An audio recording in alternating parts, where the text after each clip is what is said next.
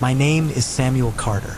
I've been working for this company for half a year now, and I've never had any problems with the route. Some colleagues have told me strange things about Blue Mountain Road, but I never paid attention.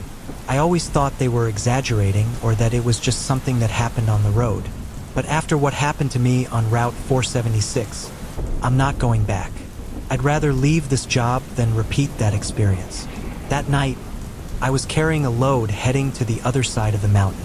It was summer and it was hot. There wasn't much traffic, and everything was going well until the front tire on the right side began to fail. First, I felt a knocking in the steering wheel, then a vibration that got stronger, and then the tire burst.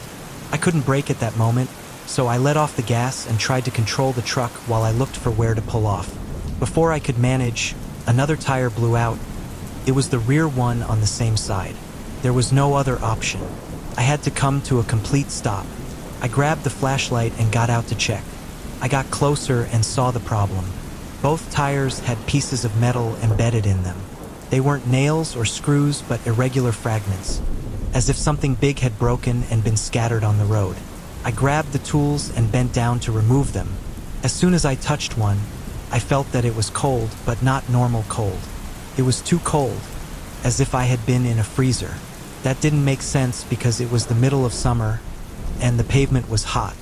I got back in the truck, locked the door, and stayed still. I wasn't scared, just annoyed at the delay. A few minutes passed, and I felt like I needed to pee.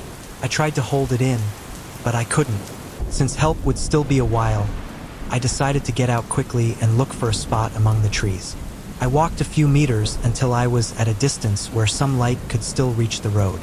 As soon as I started to pee, I felt someone watching me. It wasn't a passing thought. It was a sure thing, like when you know someone's behind you even if you can't see them. I turned around slowly, but I didn't see anyone. Everything was still, but the feeling wouldn't go away. Something was there. I could feel it. I looked around and even took a step back, hoping to hear a noise or see something move in the brush, but nothing happened. Only the road behind me and the trees ahead, dark, hard, and quiet. The feeling wouldn't go away. Whatever was there didn't want to show itself. I thought maybe someone was hiding behind a log, so I squinted my eyes, trying to see some silhouette, but nothing. There was no wind, no leaves moving, no branches creaking. Everything was too static, and it was clear I wasn't alone. I stayed a few seconds longer, but the feeling was too strong. Something was there, something I didn't want to see directly. So I looked up and noticed that above the treetops, there were dozens of red dots. At first, I thought they were reflections or insects, but they weren't blinking or moving. They were aligned, as if they were eyes looking down at me. My body reacted before my head could. I closed my pants quickly and ran back to the truck without looking back. I got in the truck, put the locks on, and stayed still. I didn't want to look out. I just waited until I saw the lights of the assistance vehicle. When they arrived, the guy asked me if everything was okay. I just told him yes, but I knew it wasn't. I didn't even mention the eyes. They changed my tires, I signed the report, and continued on the route. But I couldn't get that image out of my head. That was my last delivery. I don't want to go through there anymore. If you're enjoying the video, please subscribe to the channel for future videos, and like and share with your friends.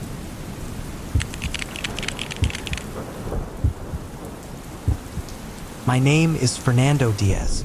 I've been working for this company for almost a year now, and nothing strange has ever happened to me on the road. I've driven at night many times. I know the route well, and I know that there are risks on the highway. But what I had to see on my last trip has no explanation. After that, I don't want to go back. It costs me a lot, and I know that this is going to harm me, but I prefer to quit my job. That night, I was already on my way back. I had to wait more than an hour for them to finish unloading, and that was already making me angry. I was even late, and I just wanted to finish. I remember perfectly that it was 2 o'clock in the morning when I crossed the bridge over a river. The road was empty and quiet. I felt sleepy, but my priority was to finish the trip as soon as possible. Suddenly, I heard a loud bang on the top of the cabin, as if something had fallen on me. At the same time, a stream of water slid down the windshield. It wasn't a drizzle or a few loose drops. It was a lot of water, as if someone had emptied a whole bucket from above. I slowly slowed down because I could hardly see the road. I turned on the windshield wipers and waited for the glass to be clear. I thought maybe I had passed under something with accumulated water. Oh, it just fell, although it didn't seem to make sense. Finally, when I could see properly, I kept going. Several kilometers later, I didn't even remember that anymore. The road was still clear, and I was alone. I drove without problems, but before we reached another intersection, another bump happened on the top of the cab. It wasn't the wind or a branch. Something had fallen or moved up there. I got busy. I pulled over and got out with a flashlight. I went up carefully to check the top of the truck, shining as much light as I could, but there was nothing. The surface was dry and without any marks. I returned to the cab and continued driving. For a few minutes before entering a tunnel, that bump repeated itself. This time it was stronger.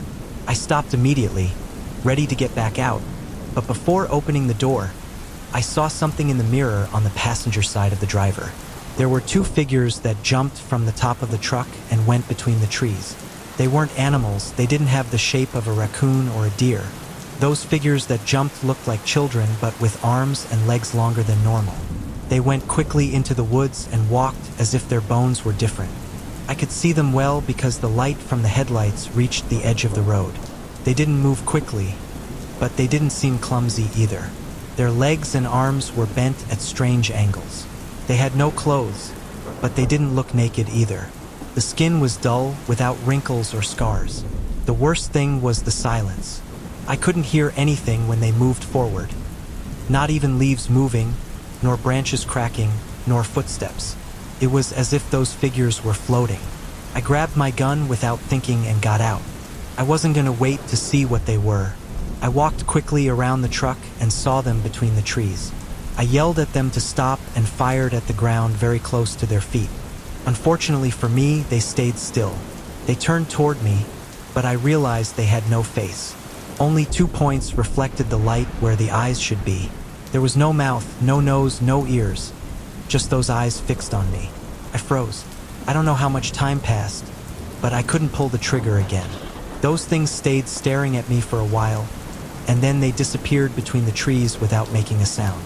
I got in the truck as fast as I could and stepped on the accelerator without looking back. I'm truly sorry because these are dates that I know there's a lot of workload. I don't know if they were monsters or demons. I don't know, and I don't care. The only thing that is very clear is that never, in what remains of my life, do I want to run into those horrible entities again.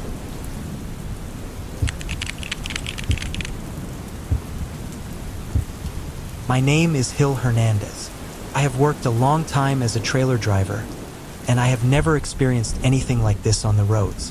I have driven in heavy rain, fog, and 6 hours of stopped traffic, but what I experienced in the leak tunnel was something else. Since that night, I prefer to look for another way before going through there again. They asked me to make a trip that wasn't scheduled.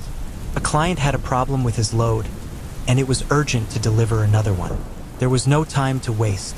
They loaded the merchandise, and I left without thinking much. The road was quiet, without many cars, and the weather was not a problem. But when I was approaching the Liga tunnel, something huge passed over the trailer at high speed. It wasn't a plane or a helicopter. It was a triangular object, at least 20 meters long. It flew very low, enough to see it well. It made no noise and left no trail. It just moved fast through the sky, as if it didn't follow the same rules as everyone else. I have seen strange things on the roads, strange lights in the sky, objects that don't seem like any known vehicle, but never something so close. I kept driving and entered the tunnel. It's not a long tunnel, you should come out in less than 2 minutes. But this time, the exit never came. I kept going, and the tunnel didn't end. I thought maybe I had slowed down without realizing it, but minutes went by, and the exit still didn't appear. Everything started to feel strange. Cars passed in the opposite lane and disappeared up ahead, as if everything was normal for them, but I kept going without anything changing. I sped up a little more. Now the cars weren't passing me, but the exit still didn't appear. But then the tunnel started to change. The walls and the ceiling seemed to distort, as if they were breaking and forming again. I don't know how to explain it, but it was as if the tunnel was failing. Then it changed shape. The lane I was in was round, but suddenly, for a moment, the tunnel became square. That's the shape of the opposite lane. It was like I was jumping from one side to the other without having crossed anything. Something happened that made no sense, and after a few seconds, everything started again. The cars passed again and disappeared up ahead. The walls became deformed, as if they were a twisted reflection of something that wasn't really there. I felt like I had been through the same thing over and over again. By that point, I didn't know how long it had been. I saw the clock on the dashboard, but the screen was off. I checked my phone, but there was no signal or time.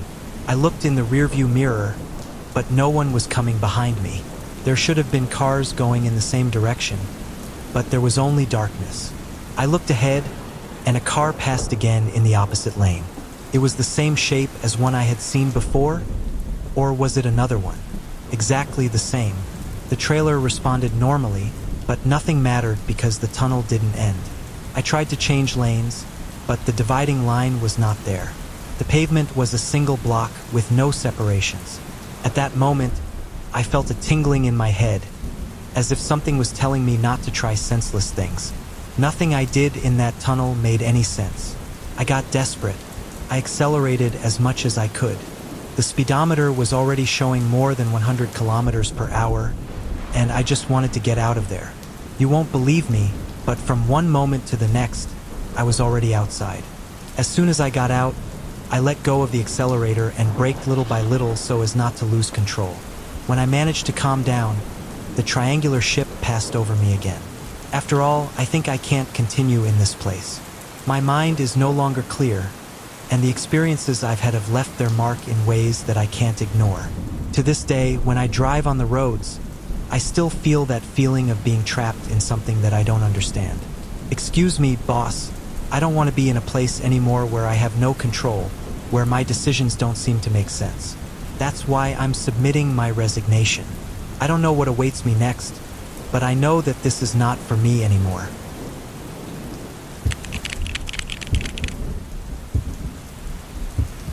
My name is Kevin JL, and until recently, I worked driving trucks.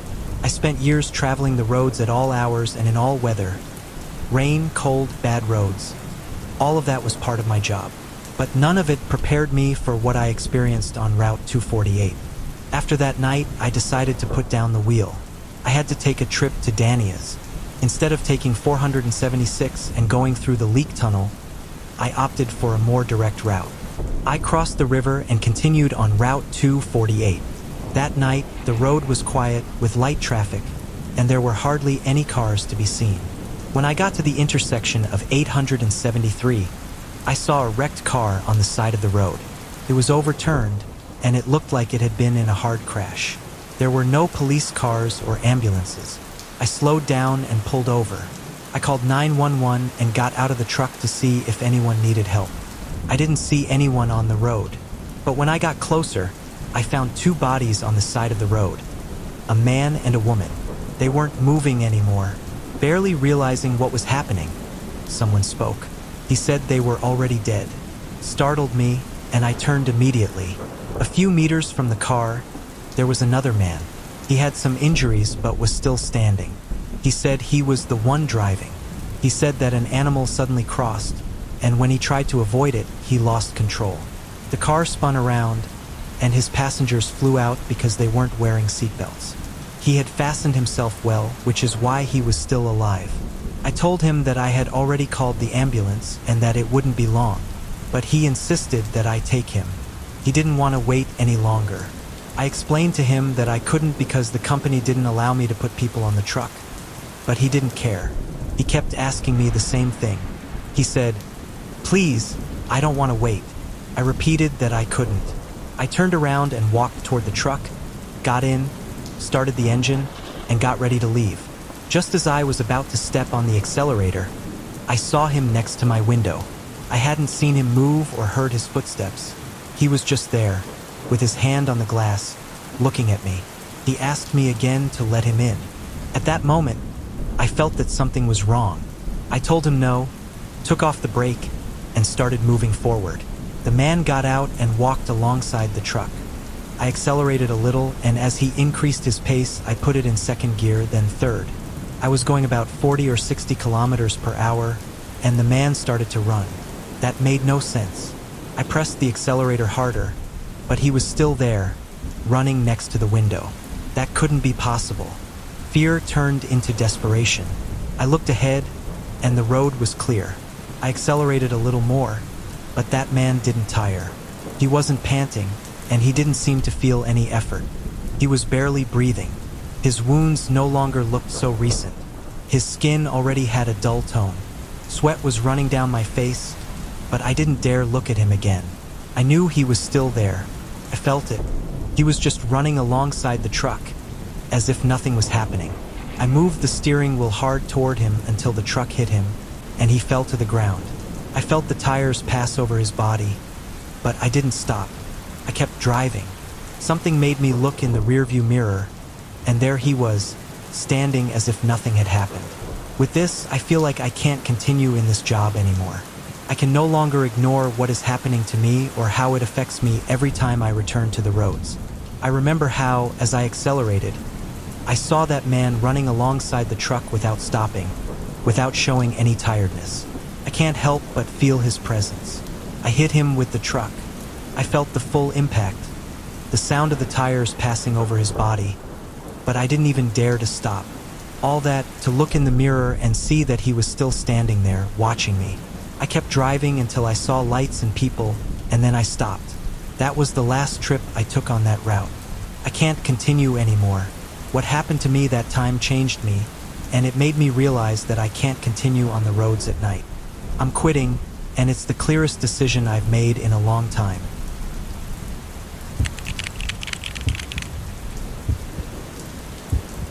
I think I was 5 months away from completing 3 years driving trucks for this company, traveling on roads at all hours and in any conditions. But what I saw that morning on Mountain Road is what made me reconsider leaving this job. Honestly, I have nothing bad to say about the company in general or about my colleagues or my boss. He is an excellent person, especially considering he was born in Dallas. The fact that he is so considerate with us migrants surprises me a lot. But well, what happened to me is the following. That night, I was carrying a shipment to Germansville. I left the company and took the usual route. I went through the Lee Hague Tunnel, then crossed under the 4024 bridge, and then took the toll to rejoin the highway. From there, the road was direct without having to detour. It was a little before 4 o'clock in the morning. The road was quiet, with almost no other vehicles. I suppose the fact that a tornado was forecast had something to do with it, but the truth is, those of us who have traveled by road for so long already know when a tornado is going to occur, and when there isn't going to be one. That morning, there wasn't going to be a tornado. After several kilometers, I came to a section where the highway passes next to the Appalachians, literally next to it. The boss knows which section I'm referring to. It is near a body of water. It's a lonely place. There are no houses, lights, or signs of people. It's about 200 meters, surrounded only by forest. To see better, I took the high beams. They were on, and that's what allowed me to notice over time what was ahead. There were several people with hoods and animal masks, walking in a line, crossing the road. I stopped immediately. It made no sense. Some were carrying torches. Others were carrying weapons. I don't know, they weren't guns. I mean, they were sharp things. They didn't look like swords. They were like machetes, weird things I'd never seen before. I also remember some who were exaggeratedly tall and were carrying thick chains. What really shocked me is that those chains weren't empty. With them, they were dragging people without clothes. I estimate there were about 30 masked people, plus the people who were being dragged. My chest started to pound. That wasn't something strange that I should witness. But they didn't react to the truck.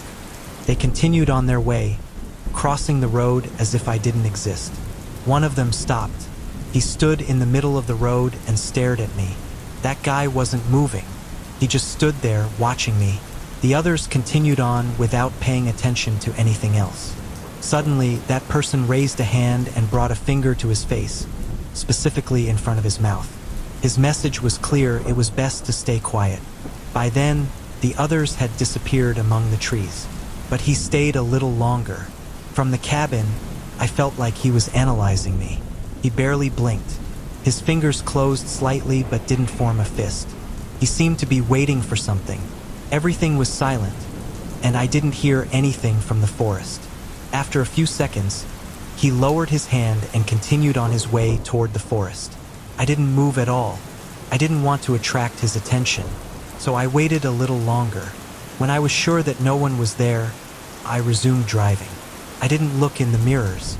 I didn't want to know if anyone was still watching me. Some time later, I delivered the merchandise without a problem. By the time I couldn't go any further, I passed by there. I preferred to detour more than 20 kilometers away in order to avoid that stretch of road. After that incident, something changed. I can't stop thinking about that guy. I've been left with the feeling that there was something in the air, something I can't explain. I don't feel comfortable anymore. I don't know if that finger in front of his mouth was a threat, or if one night they will be waiting for me there in the darkness on the road. It wasn't an easy decision, but I think it's the best thing. I don't feel at peace at work anymore, and much less on the roads. I am very grateful for the opportunity you gave me, but it is time to follow another path. At first, I thought maybe they were exaggerations, but when you see that 80% of those who quit do it out of fear, you start to wonder what is happening on those roads. It's not just one or two isolated cases. There are many, and although each testimony is different, there is something that unites them all. Everyone feels that what they found along the road was not normal. I can't say what is out there. I don't know if these are things that have always been in those mountains or if something new is manifesting itself. The only thing that is clear is that once someone sees what they shouldn't see, they prefer not to return to those roads. That's why it doesn't surprise me when a driver hands me their resignation letter after a night trip. Neither do I judge them if they believe that their only option is to stay away from those roads. I am not going to stop them. All felt that what they found along the road was not normal.